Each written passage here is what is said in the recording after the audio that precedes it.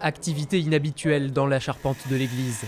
Ici, à 20 mètres de haut, une très vieille dame de bronze est suspendue depuis plusieurs siècles.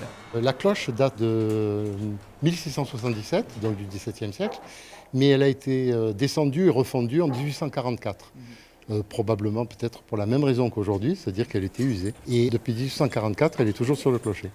Pour la première fois depuis plus de 150 ans, la cloche doit donc redescendre de son clocher, une opération délicate. On va la sortir de son beffroi, on va la passer par-dessus afin que la grue, après, qu'on puisse la prendre avec la grue pour l'amener jusqu'en bas.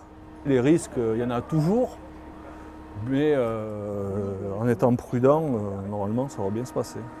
Attentifs au déplacement des 925 kg de métal, les riverains observent, malgré la pluie. On ne le reverra pas. Donc oui, c'est intéressant. Et la preuve, on est motivé quand même. Hein. Au bout d'une heure et demie, la voici enfin au sol, livrée au regard des badauds et de ses futurs restaurateurs. Il y a eu une corrosion de l'acier qui a gonflé et qui a donc fait éclater le bronze de cloche et qui a fait éclater ce noyau. Donc là, elle va être restaurée. Il y a les points de frappe à l'intérieur qui vont être restaurés aussi.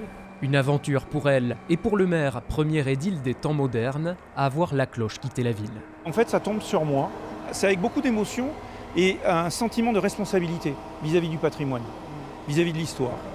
La restauration sera effectuée dans le Maine-et-Loire. La cloche devrait de nouveau faire entendre son mi à Saint-Gérac au mois d'avril.